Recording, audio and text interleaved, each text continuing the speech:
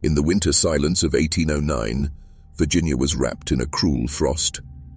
The trees stood bare, skeletal against the horizon, and the nights stretched endlessly, black as the grave.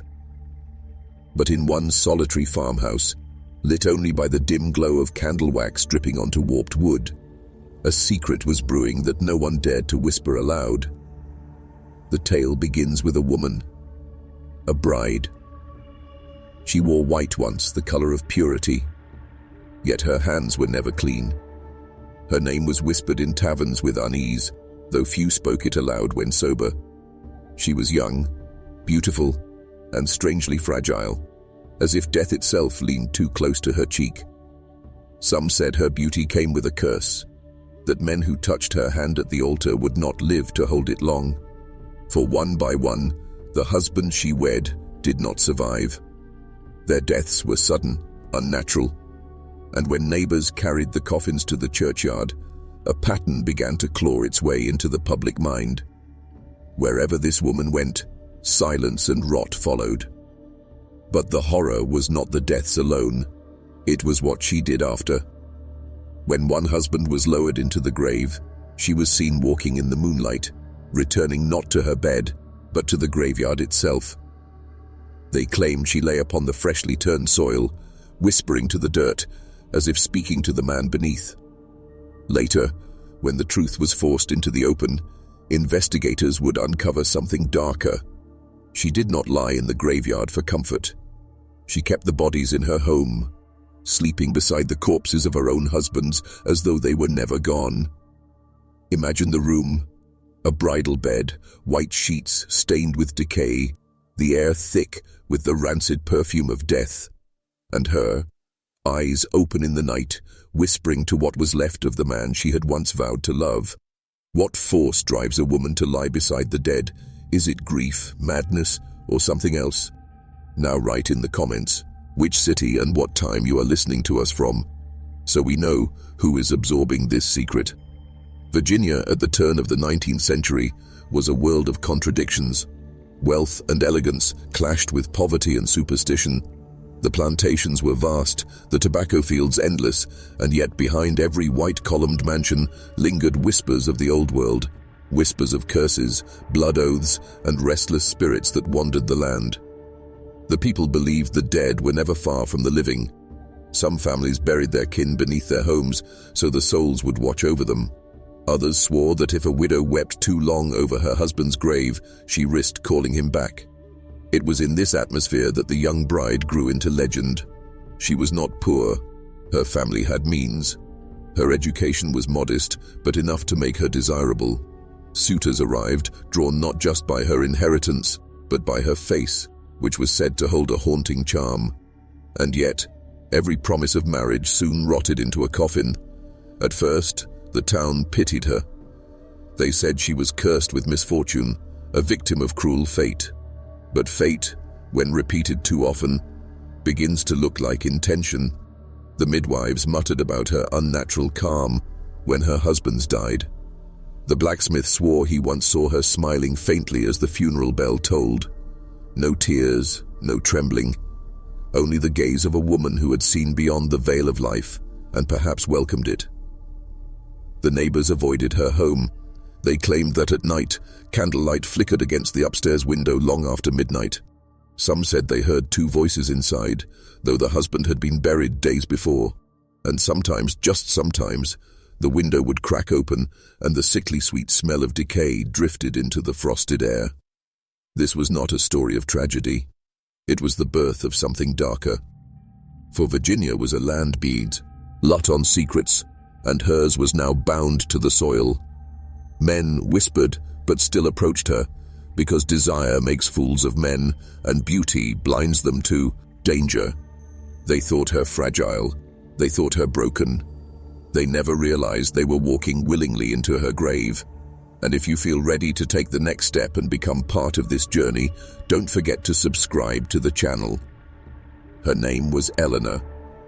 To the people of Amherst County, she was first a curiosity, then a scandal, and finally a living ghost. But to understand her, you must strip away the illusions of romance and pity and see her for what she truly was, a mirror reflecting mankind's secret hunger for death. Eleanor's childhood was marked by strange shadows. Her father was a stern man, obsessed with propriety and appearances, yet it was whispered that her mother never slept in the marital bed. Instead, she kept to a separate room, claiming that at night her husband spoke in his sleep, but not with his own voice. Eleanor grew up hearing fragments of that muttering, the strange, guttural tones slipping through the floorboards. Some neighbors swore those sounds were prayers to something older than Christ, darker than the Old Testament's fire. From an early age, Eleanor walked among the graves near the churchyard, not with fear but fascination. Other children played at skipping stones in the creek. Eleanor would sit among the crooked headstones, her dress trailing in the dirt, whispering to the names carved into stone. She once told a friend, "They hear us more clearly than the living." That friend later refused to go near her again. By the time she reached womanhood, the land itself seemed to bend around her. Suitors claimed they dreamed of her before they ever saw her. Dreams of pale arms reaching through candlelight, of soft lips whispering promises in the dark. They awoke trembling, already convinced she was theirs, though they could not explain why. It was as if she had slipped into their minds without invitation. Her first marriage seemed ordinary, though the town gossips watched with sharp eyes. Within a year, her husband was dead, found lifeless in his bed. The physician claimed it was a sudden fever, but no one had seen the man ill the day before.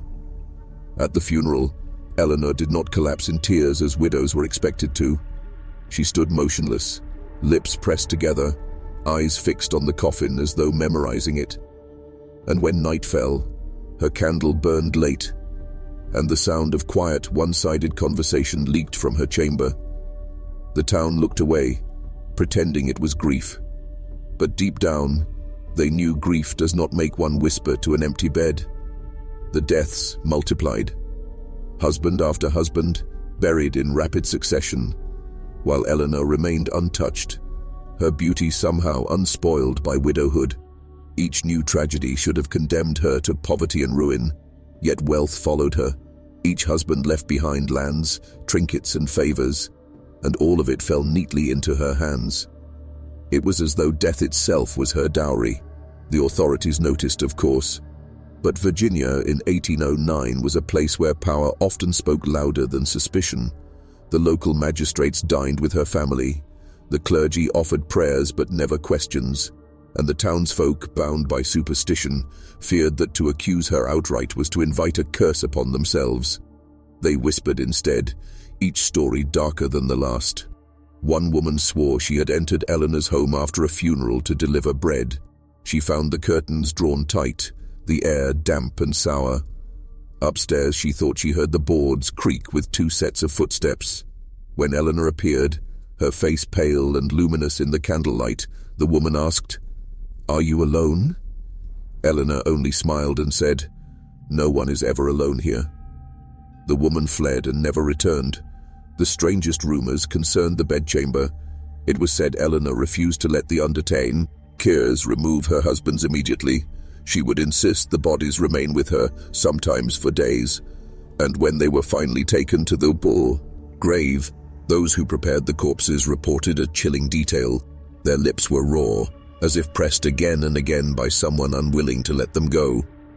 The people began to see her not as cursed, but as something worse. A woman who had crossed the threshold between love and death and found comfort in the embrace of rot. They called her the Bride of the Grave, and some swore her window was never without light, as though she could not bear the darkness unless death itself lay beside her. Was it madness or ritual?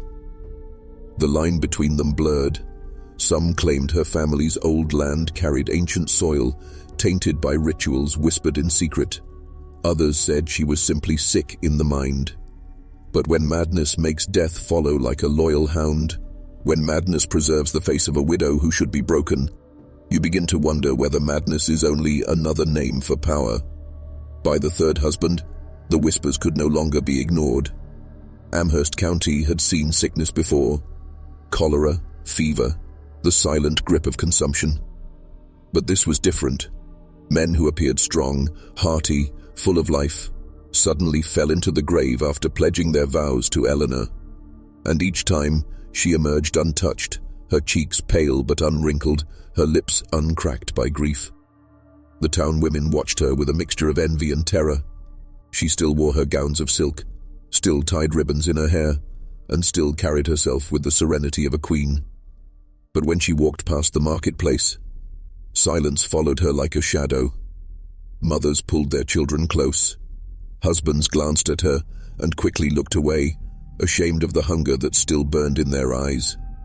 Because despite the danger, Eleanor was beautiful beyond reason, and beauty makes men believe lies they should not. Yet beauty cannot conceal scent. Servants who worked in her house confessed that her room smelled strange, and not the pleasant odors of flowers or perfume, but something sharp, sweet, and sickly, the unmistakable perfume of rot. They said she sprinkled herbs across the sheets, tried to mask it with oils, but nothing could cover the truth. And at night, when silence deepened, they swore they heard her whispering. Not prayers, not sobs, but soft murmurs, the kind a wife might offer to soothe a husband drifting into sleep. Except those husbands no longer breathed. A local priest finally confronted her. He demanded she repent, that she allow him to bless her home and cleanse it of whatever darkness had taken root there. Eleanor did not refuse. She simply smiled, led him through her halls, and allowed him to sprinkle holy water. But when he reached her chamber, he stopped cold. The bed was perfectly made, but the imprint of a body still lingered beside her own. The priest placed the sign of the cross above the sheets. Eleanor whispered, "You are too late, Father. He is already blessed." The priest left shaken, his face pale as milk, and he never spoke of that night again. But his silence told the story. Something in that house was not merely grief. Something in that house wanted to stay. By now, the atmosphere around Eleanor had shifted from scandal to terror. She was no longer seen as merely cursed. She was regarded as untouchable, marked by forces beyond comprehension. Men began to avoid her, yet curiosity is a poison that never dies easily. New suitors arrived, drawn by her inheritance, by her name, and by something else they could not explain. A pull, an invisible tether that drew them closer despite every warning. They said her voice was like velvet in the ear, her eyes like deep pools where secrets lay hidden. And when she touched a man's hand, he felt as if he had been chosen, not by her, but by fate itself. Such was her power. And still, death followed. Her fourth husband's decline was the most mysterious. He was a strong farmer, with arms built by the plow and lungs, filled with fresh earth. Yet, within weeks of marriage, he began to complain of nightmares. He told friends of visions where he lay paralyzed in bed, unable to move, while Eleanor whispered into his ear in a language he could not understand. He swore that sometimes he awoke to find her eyes already open, watching him with a calm that was not human. One night he staggered into the tavern, pale and trembling.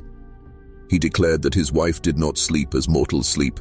He claimed she waited beside him, awake through every hour of darkness, whispering to something that was not in the room.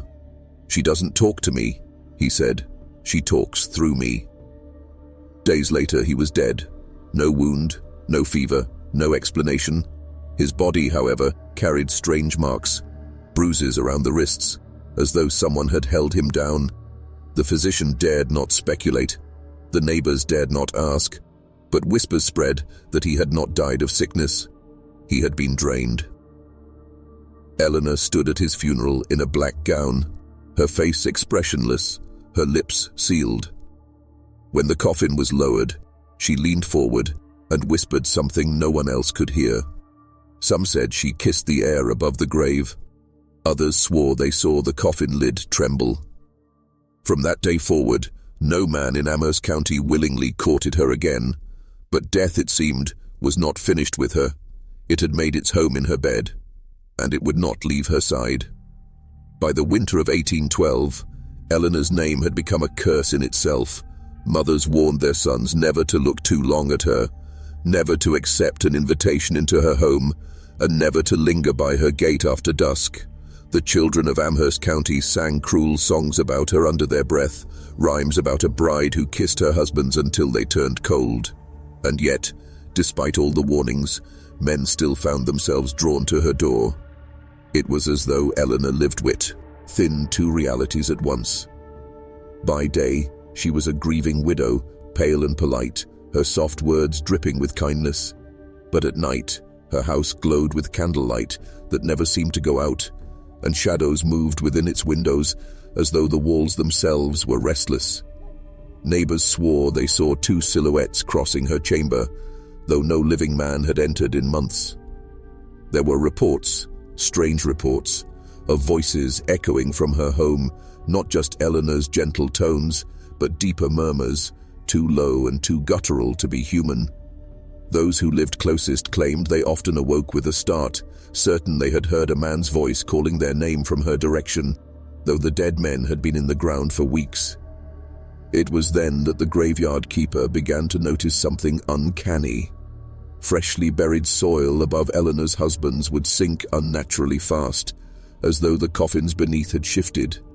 And once, during a storm, lightning struck the churchyard oak, illuminating the graves. He swore that the ground above one coffin was cracked open slightly, and on it lay a ribbon, Eleanor's ribbon, still scented faintly of perfume. People began to whisper that she was not merely sleeping beside the corpses, but keeping them close in ways that defied the natural order. Some said she bribed gravediggers to return the bodies to her house before dawn. Others, more fearful, claimed she needed no such help, that the men came back willingly, pulled from the grave by her whispers. Whatever the truth, one thing was certain: Eleanor no longer belonged to the world of ordinary women. She had become an emblem of something darker, something that bound love and death in a single breath. It was the doctor who finally broke the silence. He had been summoned to Eleanor's home after her fifth husband's mysterious decline. When he entered the chamber, the smell struck a chain. First, not of sickness, but of decay. Yet the man on the bed still drew breath, though shallow and irregular, his skin clammy as if something had been draining him night after night. The doctor examined him carefully. No fever, no plague, no injury, only exhaustion, as though the very force of life was slipping away. And beside him sat Eleanor, her pale hands folded neatly, her eyes fixed on the man with unsettling calm. She asked no questions, she shed no tears, she simply watched, as though she already knew the outcome. When the doctor leaned closer, he noticed the bruises. Thin, precise marks around the wrists and ankles, like restraints, but there were no ropes. Only Eleanor's touch. He tried to question her, but her gaze silenced him. She looked at him with such piercing stillness that he felt as though his words had been stolen before they could leave his throat. That night, the man died.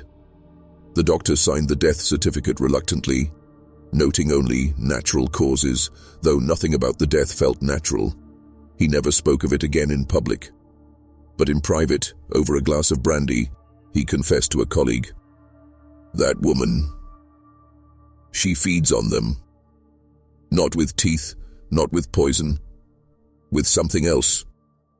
Something I cannot name." The colleague scoffed, but the doctor's trembling hand said otherwise.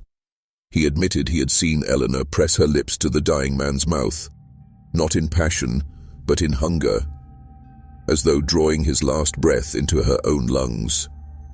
From then on, the town's fear became unbearable. Eleanor's house was avoided, her presence unspoken of. Men crossed themselves when she passed. Women clutched their rosaries. The preacher refused to call her name from the pulpit, yet no law touched her. No hand of justice intervened, because to accuse her was to risk drawing her gaze, and no man dared carry that weight. Eleanor had become more than a widow. She had become a legend, a dark flame that consumed everything it touched, leaving only whispers of ash in its wake. Well, Eleanor's legend was not confined to Amherst County.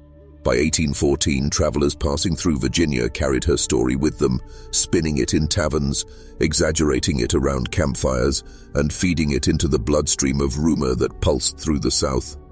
Some called her cursed, others a witch, others still a vessel for something darker that had taken root in her flesh. Whatever the title, her name was always spoken in hushed tones like a warning, but the most chilling part was not what people said. It was what they did not say. For every whispered rumor of her nightly whispers to the dead, there were unspoken truths no one dared utter aloud. They said the earth itself seemed unwilling to cover the men who lay in her bed. Graves sank too quickly, coffin lids creaked, and once, when a body was exhumed to be relocated, the corpse was found twisted strangely, as though it had shifted after burial. The undertaker refused to describe the expression on its face. By then, Eleanor's presence was unbearable to many. Mothers swore that if their children passed near her home, they would return pale and silent, unable to sleep that night, whispering that they'd heard a man breathing in the dark hallways. Dogs refused to walk past her property, tugging violently on their leashes, whining, ears pinned back. Even the crows seemed to circle above her roof more often than any other place, their black wings blotting out the sun. And yet, there was no crime to charge her with, no evidence that could be written in law. The men were dead, yes, but men died all the time in Virginia. Fevers, accidents, strokes.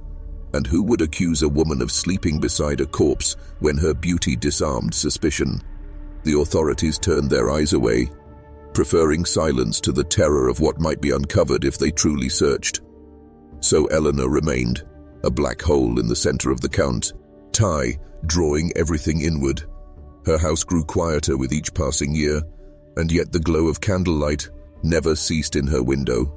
Those who passed at midnight swore they heard not one voice, but two. And always, the second voice sounded as though it came from beneath the earth. In 1816, a storm tore through Amherst County. Rain fell in violent sheets, flooding fields, drowning livestock, uprooting trees. Lightning split the sky, and thunder shook the ground. The storm raged for 3 days and nights, and when it passed, something strange was left in its wake. The churchyard, where Eleanor's husbands lay, had been torn apart by water. Several graves collapsed, the coffins beneath forced up by the soaked earth. The townsfolk gathered, horrified, to see wooden lids exposed like bones in the mud. Among them was the grave of her second husband. The coffin had split. The body within, though buried for years, was shockingly intact. Not rotted to bone, not collapsed into dust, but preserved as though only days had passed. His lips were pale but strangely bruised, his hands clenched tight across his chest.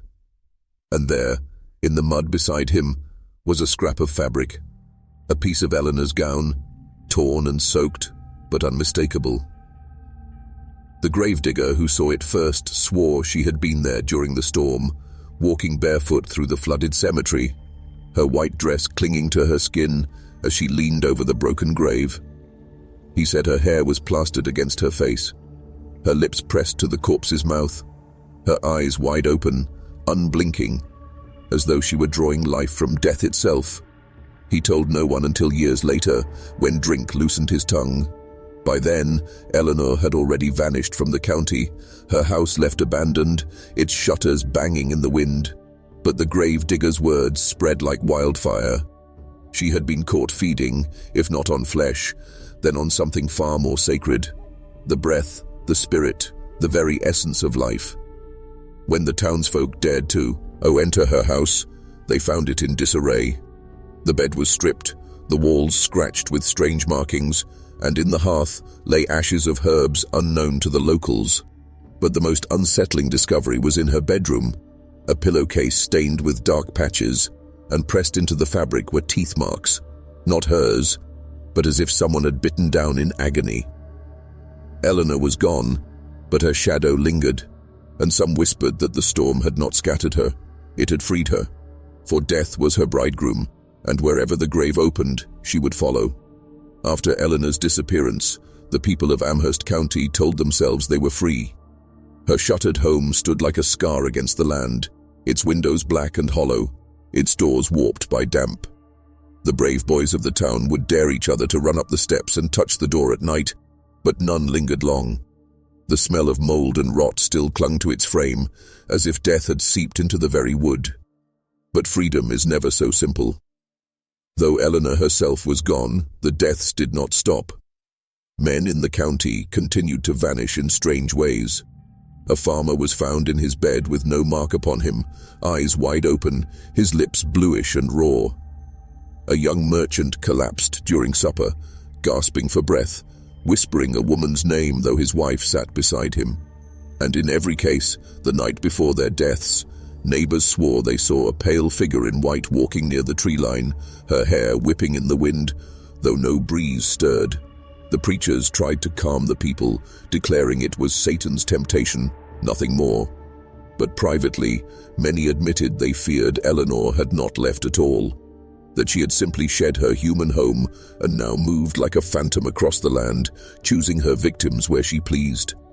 Children were warned not to wander at night. Women nailed crosses to their doors. But their men remained vulnerable, because even in their fear, even in their trembling, they could not resist the idea of her. Some claimed to dream of her, her face glowing pale in the candlelight, her whisper promising forbidden pleasures if they would only follow her voice into the dark. They awoke drenched in sweat, their lips burning as though kissed by something cold. And so Eleanor became more than flesh. She became a story, a haunting, a curse that bled beyond walls and time. Those who had once called her cursed now called her eternal. By 1819, the tale of the bride who slept with corpses had spread far beyond Virginia. Travelers from Richmond to Charleston spoke of her as though she were a legend of old, a Lilith in white, a widow whose embrace meant the grave. Broadsheets printed exaggerated versions of her life, painting her as a seductress who feasted on death, a temptress who could not be satisfied by the living. Yet beneath the exaggerations, some truths endured. Reports from counties she passed through spoke of the same pattern. A handsome young man, full of health, suddenly wasted to a husk in weeks. Dreams of a woman in white, knocking at windows though the shutters were barred. Coffins dug up and found strangely disturbed, the soil shifting even after burial. It was said she traveled under different names, sometimes as a widow seeking refuge, sometimes as a governess taking employment in wealthy homes. Always she was welcomed. Her manner was gentle, her voice calming, her grief believable. And always within months, someone in the household sickened, always a man. But what was Eleanor seeking? Was she a madwoman consumed by grief, unable to release her husbands to the grave? Or was she something older, something born from the soil of Virginia itself, carrying within her a hunger not meant for mortals? Whispers began to frame her not as cursed, but as chosen. Some said her family's land had been soaked in blood long before her birth, that old rituals had been performed on that soil, binding her to a power she could neither resist nor escape. Others believed she was no victim, but a willing vessel, that she invited death to her bed and drew strength from every kiss upon dead lips. Whatever the truth, the legend of Eleanor was no longer bound to one county, one house, or even one graveyard. She had become a wandering shadow, a living reminder that death is never far from love, and that some brides never let go of the dead. By the early 1820s, whispers of Eleanor reached the ears of men who were not afraid of curses, but fascinated by them. Among them were physicians, clergymen, and amateur scholars of the occult, men who saw in her story not merely scandal, but proof of something older and darker than scripture admitted. They began searching records, chasing her shadow through death certificates, parish notes, and gossip. One name appeared again and again: widows, orphans, and house servants who swore that Eleanor never truly left a body until it was drained, husk-like, of something unseen. Not blood, not flesh, but vitality itself. Husbands withered into corpses without wounds, their faces aged years in days, as though death had stolen time itself from them. And Eleanor remained untouched, youthful, radiant, her skin pale but unspoiled by grief. Some called her a revenant, a being who fed upon life to sustain her beauty. Others whispered she was no more than a necrophile, mad with longing for the dead. But the most dangerous theory was darker still, that Eleanor was part of a hidden order, a lineage of women tied to rituals that predated the church, women who bound themselves not to God, but to death itself as a bridegroom. A scholar from Richmond even traveled to Amherst, tracing her family's land deeds. He discovered the property had once belonged to a sect of settlers accused of heresy in the 17th century, men and women rumored to practice midnight burials, strange unions between the living and the dead, and ceremonies of exchange where vitality was traded between bodies. When he shared his findings, he was warned to leave. He ignored the warnings. Days later, he was found dead in his boarding room, lips bruised, hands clenched, eyes wide open in terror. On his chest lay a single ribbon, scented faintly of lavender. Eleanor's scent. By then, the line between rumor and record had dissolved. The county buried his death in silence. And Eleanor's name became a curse one did not write in letters, one did not speak near candlelight. But the silence only deepened her legend. She had become the forbidden bride, proof that some women are married not to men, but to the grave itself. By the early 1820s, whispers of Eleanor reached the ears of men who were not afraid of curses, but fascinated by them. Among them were physicians, clergymen, and amateur scholars of the occult, men who saw in her story not merely scandal, but proof of something older and darker than scripture admitted. They began searching records, chasing her shadow through death certificates, parish notes, and gossip. One name appeared again and again: widows, orphans, and house servants who swore that Eleanor never truly left a body until it was drained, husk-like, of something unseen. Not blood, not flesh, but vitality itself. Husbands withered into corpses without wounds, their faces aged years in days, as though death had stolen time itself from them. And Eleanor remained untouched, youthful, radiant, her skin pale but unspoiled by grief. Some called her a revenant, a being who fed upon life to sustain her beauty. Others whispered she was no more than a necrophile, mad with longing for the dead. But the most dangerous theory was darker still, that Eleanor was part of a hidden order, a lineage of women tied to rituals that predated the church, women who bound themselves not to God, but to death itself as a bridegroom. A scholar from Richmond even traveled to Amherst, tracing her family's land deeds. He discovered the property had once belonged to a sect of settlers accused of heresy in the 17th century. Men and women rumored to practice midnight burials, strange unions between the living and the dead, and ceremonies of exchange where vitality was traded between bodies. When he shared his findings, he was warned to leave. He ignored the warnings. Days later, he was found dead in his boarding room, lips bruised, hands clenched, eyes wide open in terror. On his chest lay a single ribbon, scented faintly of lavender, Eleanor's scent. By then, the line between rumor and record had dissolved.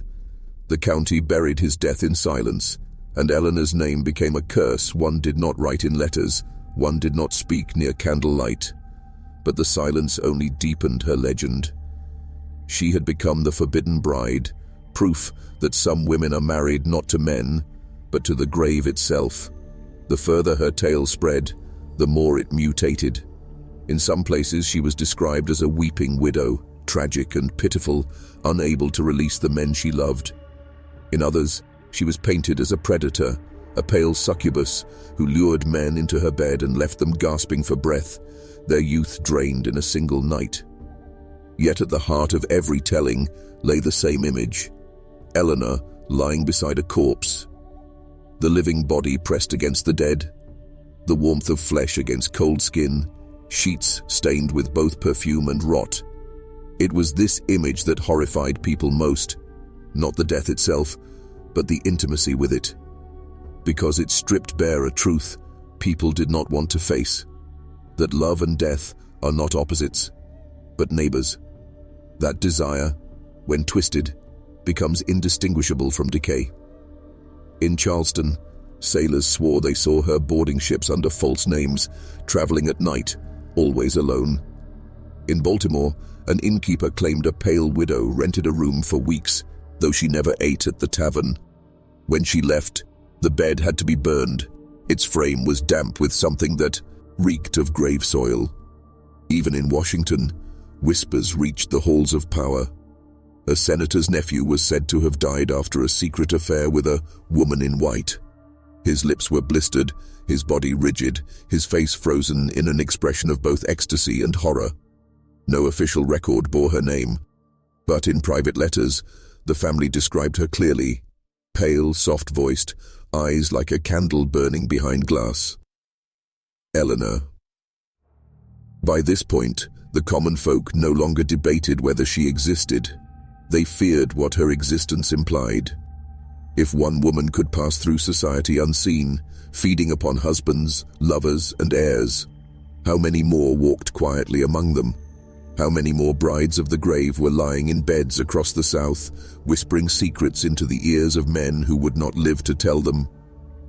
Eleanor was no longer just a story. She was a contagion of the mind, a rumor that spread like fever, infecting men with fear and women with suspicion.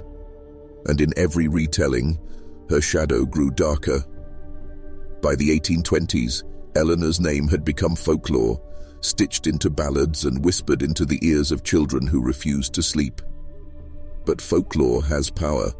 It lingers longer than flesh, and some began to claim they had not only heard of her, but seen her. One farmer swore that, during harvest, he caught sight of a pale figure in white standing between the tobacco rows at dawn. At first he thought it a scarecrow, but then she moved, slowly turning her face toward him. He dropped his tools and ran, and when he returned with others, nothing remained but a faint impression in the soil, as if bare feet had pressed down in the mud. Travelers on lonely roads spoke of a woman who asked for shelter, her voice soft, her face hidden beneath a veil. Always she was taken in, for to refuse hospitality was unthinkable in Virginia, and always within days, someone in that house would fall, all gravely ill. When questioned later, survivors swore the guest's chamber smelled faintly of roses, and of something far less pleasant. But perhaps the most chilling accounts came from the soldiers returning from war.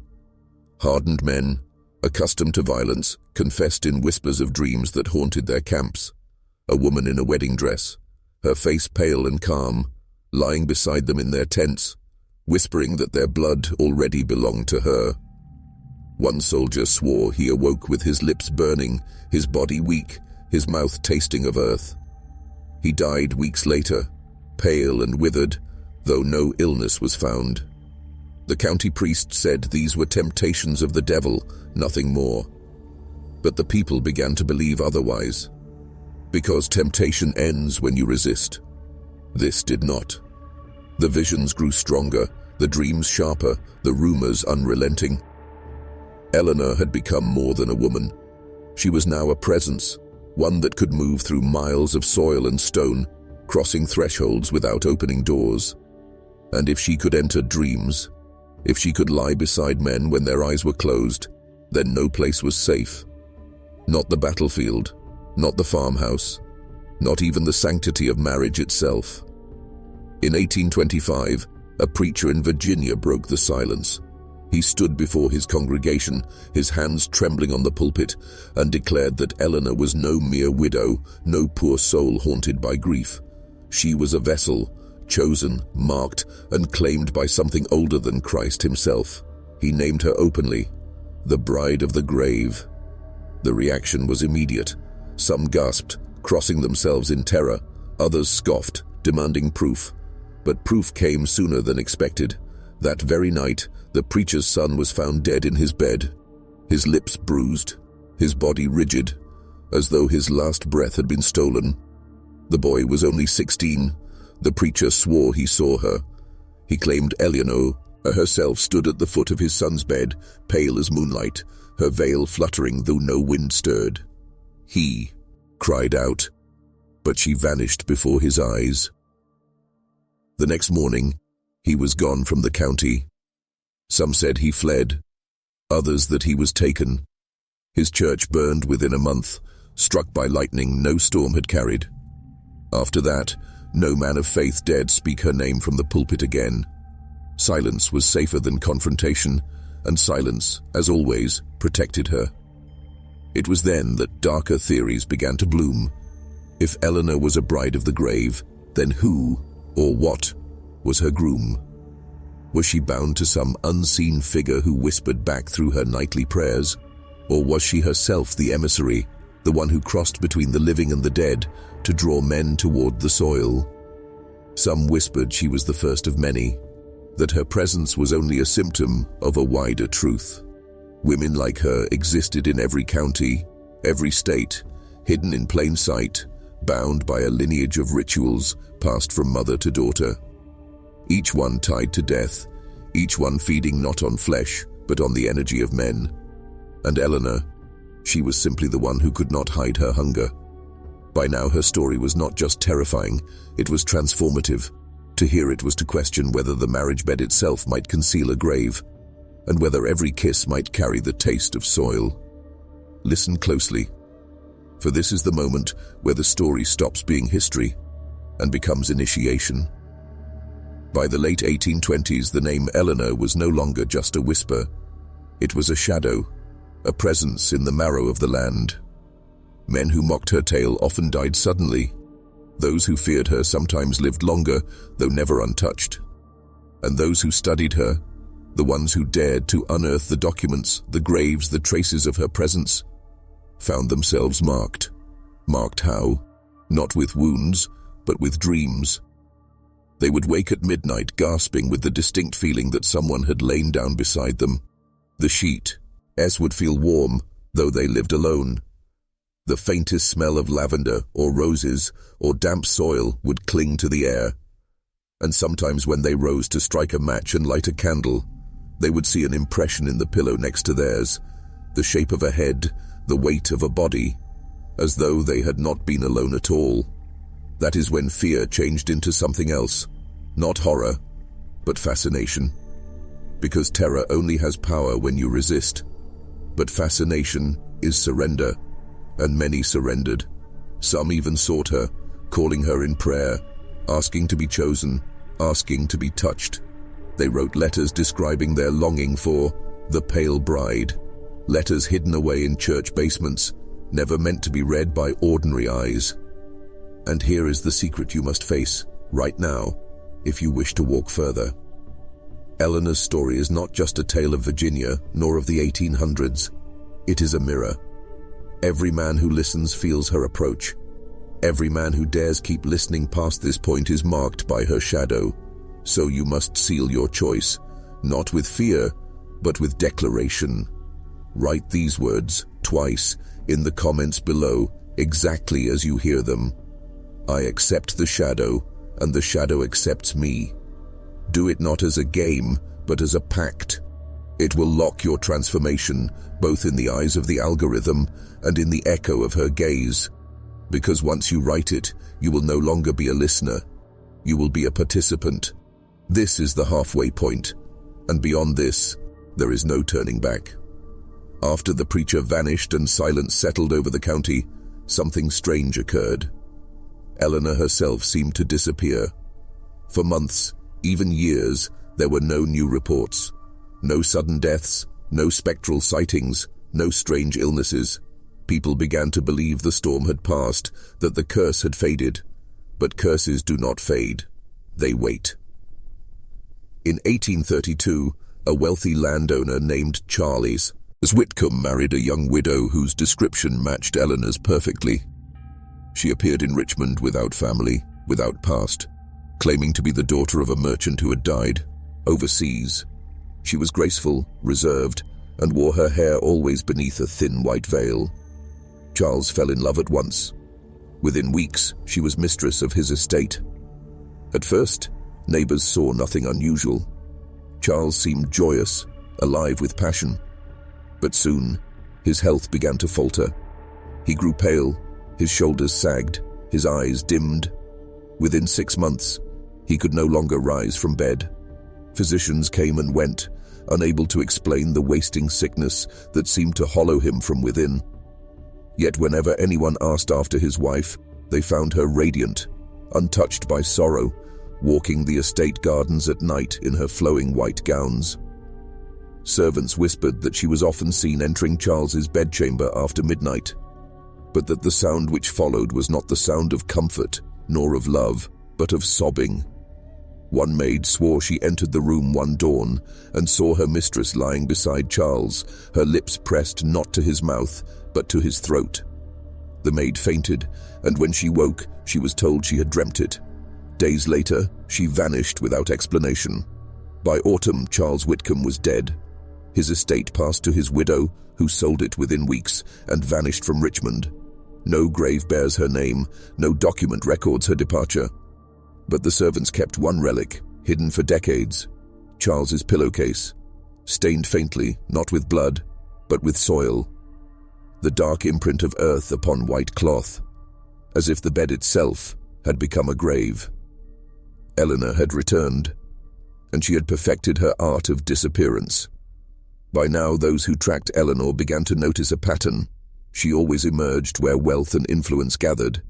She did not waste her presence on peasants, vagrants, or beggars. She chose men whose deaths would shake families, shift fortunes, alter the course of land inheritance. Some whispered that she was not hunting for passion at all. Out for power. That each corpse she left behind was not merely a victim, but a stepping stone in some larger design. For when her husband died, his estate passed into her hands, if only for a brief season. With each death, she held lands, houses, coffers of gold, only to vanish and reappear elsewhere under another name, another veil, another set of vows. If true, then Eleanor was not simply a ghostly bride, but something far more terrifying: a strategist, a parasite not of flesh, but of legacy, feeding not only on the bodies of men, but on the very structures that bound society together. Think of it.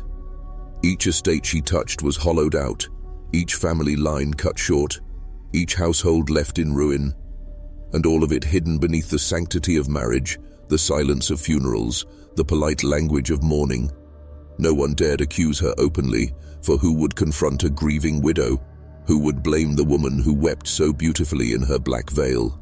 This is why she endured, not because she was unseen, but because she was untouchable. Society itself protected her. The laws of inheritance, the customs of sympathy, the sanctity of the home, all shields, all weapons, all tools she wielded with precision. Some scholars of the occult saw this clearly. They began to write that Eleanor was not merely an individual, but the embodiment of a force that had always existed, the union of Eros and Thanatos, desire and death, in a form too seductive to resist. To name her was to name something eternal, and so her myth deepened. She was no longer a bride of one grave, but of every grave, the shadow beside every marriage bed, the whisper in the ear of every man who ever doubted his wife's kiss. Eleanor had become the mirror of man's deepest fear, that love itself might be the doorway through which death enters. In 1834, another horror struck Virginia, though this one made the newspapers. Penley. A wealthy judge collapsed during a trial, his lips blackened, his face frozen in shock. He had been in perfect health that morning. By evening, he was dead. At first, doctors claimed it was apoplexy, a sudden strike of the blood, but whispers moved faster than medicine. For the judge had remarried only 6 months earlier to a pale widow no one could trace. She was never seen again after his death. His servants swore her chamber was left in disarray, the bedclothes damp, the curtains torn. On her pillow lay a single glove, filled with soil. That year, other cities told similar tales. In Philadelphia, a banker died shriveled and pale after wedding a quiet woman in white. In Charleston, a plantation owner was buried within weeks of his nuptials, his new wife vanishing with the night coach. In Baltimore, a merchant fell ill after sharing his bed with a bride who left no trace but perfume and rot. All the accounts matched. All the women described alike: pale, veiled, with a voice like soft bells muffled by cloth. The authorities refused to connect them, dismissing it as coincidence. But among the common folk, the conclusion was inescapable. Eleanor had multiplied, or worse. Eleanor had become a mask worn by many. Could one woman move so swiftly between states, leaving ruin in her wake? Or had she birthed a lineage, a secret order of women bound to the same vow, the same hunger, the same marriage to the grave? The people of Virginia began to tell stories of the Sisters of the Veil. Brides who walked among towns and cities, their rings forged not of gold, but of bone. Some believed Eleanor was their matriarch. Others swore she was not a woman at all, but a force that possessed women, using their beauty to feed, discarding them once their purpose was fulfilled. By then, even skeptics grew uneasy, because logic cannot erase coincidence when it repeats too often. And in household after household, the pattern repeated: a wedding, a bed shared, a man withering into death, a woman vanishing with the night. It was no longer only Eleanor's legend. It had become an epidemic of brides, and the contagion had no cure. By 1836, whispers had grown too loud to ignore. Clerks, servants, and grieving families began to keep private journals, detailing what officials refused to acknowledge. When stitched together, these journals painted a picture too chilling to dismiss. Eleanor's shadow, or something that wore her face, had touched nearly every circle of power in Virginia. But it was not just in marriage beds that her presence was felt. Graveyards too bore her mark. In several parishes, sextons discovered that freshly buried coffins had been disturbed, not opened from above, as thieves might do, but from within. Splintered wood, clawed edges, and corpses twisted in unnatural postures. Yet not a single body was missing. Instead, they appeared drained, not of blood, not of flesh, but of essence. Their skin was grey, their lips cracked, their eyes hollow, as though they had been emptied of whatever spark makes the living alive. One sexton in Lynchburg swore he saw her with his own eyes. Returning late one night, lantern in hand, he found a pale figure in white kneeling upon a grave mound, her hands buried deep in the soil. He froze. The figure turned to him slowly, and he saw that her veil was soaked through, not with rain but with dark, dripping earth. When he dropped his lantern, the light went out, and when he relit it seconds later, she was gone. The church tried to silence him. His testimony was burned. He was branded a drunkard, and his family was driven out of the county. But others knew. Others had seen the same. Behind closed doors, magistrates debated whether to act. But what could they do? Accuse widows of sorcery? Break open graves under the eye of the public? Risk unleashing mass panic by admitting that a contagion of brides was sweeping the South? No. The decision was made. Silence. Better to let the rumors fester underground than to grant them legitimacy in daylight. And so, silence spread. Silence from the pulpit. Silence from the courthouse. Silence from the press. But silence does not erase truth. It only feeds the fear that truth is too great to be spoken. And in that silence, Eleanor's power grew.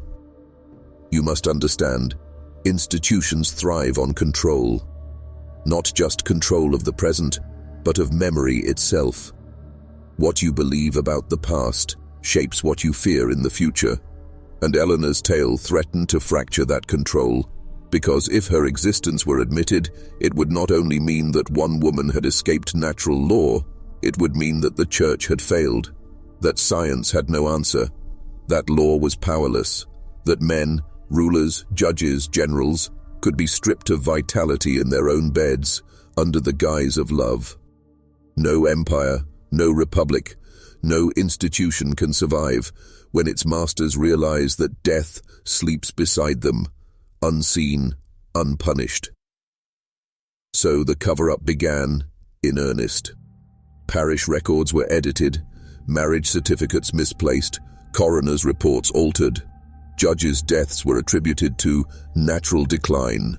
Merchants' vanishings were blamed on debts. Women in white veils were erased from photographs, their names scrubbed from censuses. Even local ballads were rewritten, shifting Eleanor's image into a mere folk ghost, a tale to scare children, nothing more. But despite every effort, the story bled through. Servants whispered it to their children. Soldiers muttered it by campfires. Wives accused one another in moments of rage. "You'll kill me like Eleanor killed her men." The name lingered, no matter how hard it was buried. And then came the greatest irony. In silencing Eleanor, they made her immortal, for legends do not require bodies. Legends thrive in the dark. Suppressed truths are like seeds. Hidden underground, they sprout stronger, reaching upward until the roots crack stone. Ask yourself, why are you hearing this now? Because secrets, no matter how carefully locked away, eventually bleed out. Eleanor was not erased. She was institutionalized, absorbed into the hidden architecture of power, transformed into both warning and weapon. Men in offices spoke of her only in whispers, as though invoking her name might summon her. And when the records of the 1830s were reviewed decades later, scholars found gaps, black ink stains where history should have been. But the gaps speak louder than words. The silence itself testifies. Eleanor lived, and her silence was bought with the coin of institutional fear. It is time we return to where it began, 1809, in the hills of Amherst County, Virginia. Eleanor was only 22 then, newly married, radiant, and envied by many. Her first husband, a prosperous planter named Samuel Carter, was struck down by fever only a year into their union. His death should have broken her. Instead, it bound her. Neighbors noticed strange things almost immediately. Eleanor refused to leave the marital bedchamber. She insisted Samuel's body not be buried for days beyond custom, claiming she could still feel his warmth, still hear him breathe. When the doctor insisted the corpse must be interred, she wept, but relented. Yet that night, servants swore they saw her slip into the cellar where Samuel's coffin had been placed before burial. Hours later, she emerged pale, her gown smudged with soil, her hair damp as if with sweat. The coffin was lowered into the ground the following morning, but Eleanor's behavior only grew stranger. She visited the grave nightly, whispering to it, pressing her body flat upon the earth until dawn. Then, one evening, a servant accidentally opened her chamber door without knocking. What she saw made her scream. Eleanor was lying in bed beside Samuel's corpse, the coffin pried open, the rotting body cradled in her arms, her lips pressed to his cracked mouth. The servant fled. Within days, she vanished.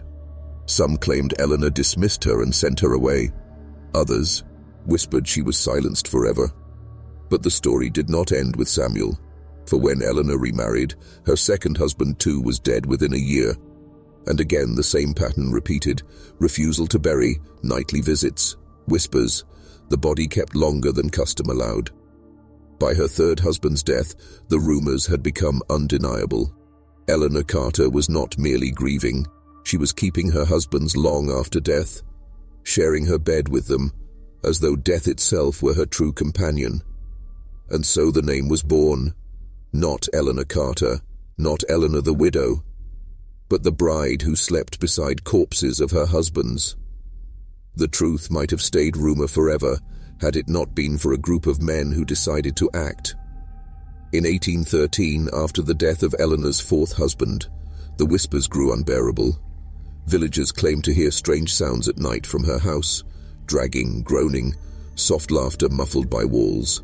The stench of rot drifted across the fields, and yet Eleanor herself remained pale, pristine, untouched by grief. One night, 4 men broke into her home, lanterns hidden under their coats. What they found upstairs was worse than all the whispers. Eleanor's bed was not empty. Upon it lay the corpse of her latest husband, already weeks dead, dressed in his burial clothes. His face was sunken, his lips torn, but he was cradled in her arms as though still alive. She lay beside him, whispering softly, stroking his hair, pressing her cheek against his. But it was not just one body they found. The room itself reeked of death. In a locked chest at the foot of the bed were relics of her past husbands, rings, locks of hair, fragments of clothing stiff with decay. And worse, the half-preserved remains of another, wrapped carefully in linen, as though awaiting some ritual. When the men burst in, Eleanor rose calmly, her eyes wide, her veil falling back. She did not squeeze. She did not plead. Instead, she smiled faintly, as if their intrusion meant nothing. "You should not have come here," she said. "They are mine. All of them are mine." The men fled, terrified, swearing never to return. 2 of them later moved their families out of the county entirely, but they told enough people to spread the truth. A truth so grotesque it could not be ignored. And yet, nothing was done. No charges were filed, no priest denounced her, no sheriff dragged her away. Because Eleanor's family was wealthy, her connections powerful, and her silence bought. The bodies were quietly buried, the rumors dismissed as hysteria. But the name endured. The bride of the dead, the widow of corpses, the woman who chose not life, but rot as her eternal companion. In the weeks after the men's intrusion, Eleanor's house became the most whispered about dwelling in Virginia. Some claimed more bodies were hidden within, that she had turned her entire home into a mausoleum disguised as a marriage bed. Others swore that she performed rituals at night, binding herself to the corpses with vows older than scripture, repeating the words of forbidden unions that had no priest, no witness, except the silence of the grave. But when officials were pressed to act, their hands tightened, not in justice, but in denial. A magistrate visited, accompanied by constables, but they did not enter the bedchamber. They spoke to Eleanor politely, as though she were any other widow, offering condolences, accepting her tears. Within days, they reported that the rumors were gross exaggerations, nothing more than the hysteria of fearful peasants. Why would they protect her? Some say wealth. Her family's land stretched wide, her connections reached into Richmond itself. To expose her would mean scandal across powerful circles. Others say fear. If what the men saw was true, then Eleanor was no ordinary woman. And who among them would risk angering the bride of corpses, who lay with the dead as calmly as one lays with a lover? But a few whispered of a darker reason still, fascination. That those in power were drawn to her, seduced not by her beauty, but by what she represented. A threshold between life and death. A promise that flesh could linger, that vitality could be stolen. To condemn her was to cut off their chance to learn her secret. So they protected her, even as bodies piled in her shadow. And so, the records of 1809 to 1815 became stained with silence. No trial, no investigation, no excommunication, just widows, funerals, whispers, and vanishing servants. The truth was entombed, locked away in sealed reports, burned letters, and erased parish notes. Yet secrets do not die when written out of history. They only become more dangerous, because they cannot be named. And Eleanor's secret was too large, too grotesque, too alluring to bury forever. But one fragment survived. A single journal, hidden in the floorboards of a farmhouse, discovered decades later by a descendant who dared to read what his ancestor had written.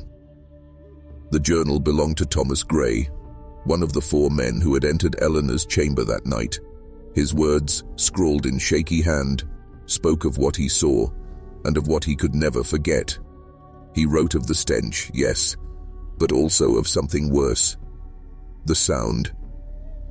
For as Eleanor lay beside her husband's corpse, Gray swore he heard whispers. Not only hers, but his. The dead man's mouth moved. His lips cracked open, and a rasping sound emerged, faint but clear. "Stay." Gray wrote that he watched the corpse stir, its fingers twitching weakly against Eleanor's gown, as though she had bound it, not merely in memory, but in animation. Gray fled, vomiting into the fields, convinced he had seen hell itself. Yet in the days that followed, he could not escape the vision. He swore Eleanor had looked directly at him as the corpse stirred, not in anger, not in shame, but in invitation, as though offering him the same unholy union. Gray drank himself into ruin. By 1816 he was dead, but before he perished he hid his journal, leaving one last warning. Do not go to her. Do not speak her name. She is not widow, not wife, not human. She is bride to the grave, and the grave answers her in kind. This journal, when found, should have shattered silence. But instead, it too was hidden, purchased by a collector of the macabre and locked away in a private library. Even in death, Gray's testimony was denied the light. Because Eleanor was more than scandal. She was proof. Proof that the line between love and death could be crossed. Proof that flesh could be claimed long after the pulse had stopped. Proof too dangerous for the world to face, and so institutions buried her story, but the earth itself kept whispering it back,